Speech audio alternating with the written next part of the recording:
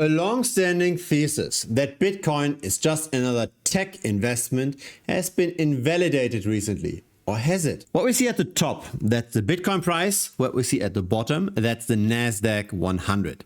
This is since 2020, and we do see some similarities. For example, the crash during COVID, then the topping out at very similar points in time.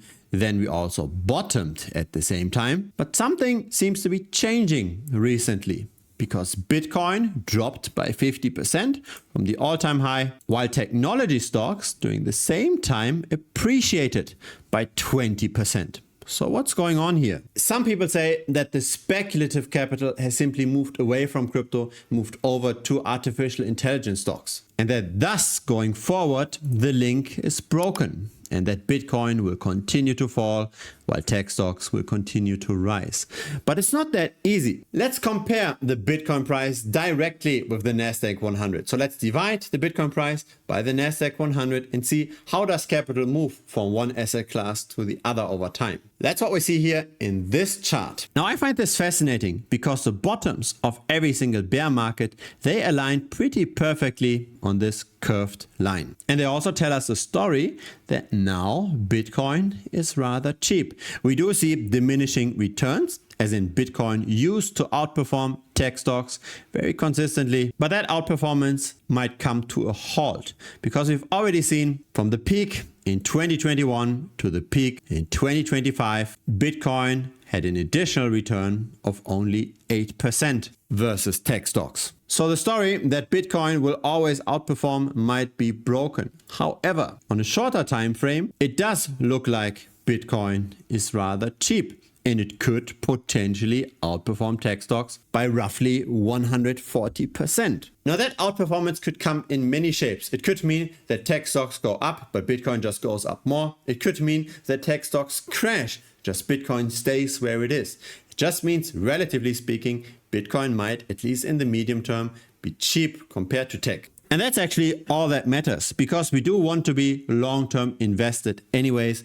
We don't want to be in the fiat ecosystem because fiat devalues by roughly 7% per year. So being in cash is no option anyways. And so with the risk on part of our portfolio, if you just consider tech stocks versus Bitcoin, having more allocation towards Bitcoin might not be a mistake. It's a contrarian view, but it's a contrarian investor that tends to outperform. Now, is there maybe some seasonality to all of this? This is Bitcoin's relative performance to the Nasdaq 100 by quarter of the year. The second quarter tends to be by far the most profitable for Bitcoin. In our current quarter, Q3, Bitcoin and tech tend to perform equally. It's historically the weakest of the quarters. Let's have a look at the monthly breakdown. The reason why Q3 is so weak is because August and September tend to be losing months. Q3 tends to be a winner for Bitcoin relative to the Nasdaq 100. This pattern also very much aligns with the 4-year cycle theory. So we've got 3 years of a bull market and subsequently 1 year of a bear market. If we again have 1 year of a bear market, we should be recovering somewhere around October, November of this year. And that's exactly what the seasonality pattern tells us as well. Let's break it down even further. This is Bitcoin's outperformance versus tech stocks by week of the year. The next 3 weeks tend to be the most dangerous, and that's for the entire year. Once we enter September, things tend to recover again. And since we are at it anyways, let's also look at Bitcoin's outperformance by day of the week. Monday tends to be the strongest. Now, there's no guarantee that those patterns will repeat again, but if enough people look at similar data, then this can become a self-fulfilling prophecy, right? If enough people think that Bitcoin is comparatively cheap, then there will be less selling and more buying. If enough people think that Bitcoin is already rallied quite a bit, there will be less purchases and potentially some profit taking. So just the market psychology can be the driver of a price, and especially for something like Bitcoin that doesn't have any regular cash flows, where you don't have anything to really estimate besides psychology, I think it does matter. I don't think that Bitcoin has already bottomed out measured in US dollars, because in prior bear markets we always went below the average cost basis, the realized price. And we are not there yet. The realized price is at $54,000.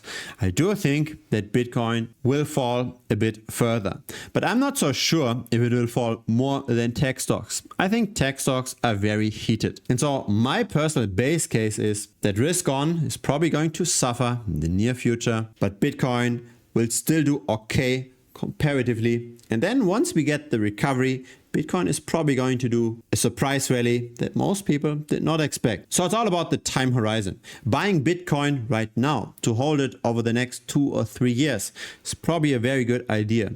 Buying Bitcoin right now to hold it over the next 2 or 3 weeks, probably not so much, especially relative to tech stocks. If it's your first time here, feel free to subscribe. I publish this regularly. A like would be very much appreciated as well. Helps the channel grow. Feel free to also check out the premium membership. This is where I share my own trades, my own investments, lots of tutorial videos, lots of ways to co-invest with me as well. That's all available in premium over here. It's also in the pinned comments. See you next time. Cheers.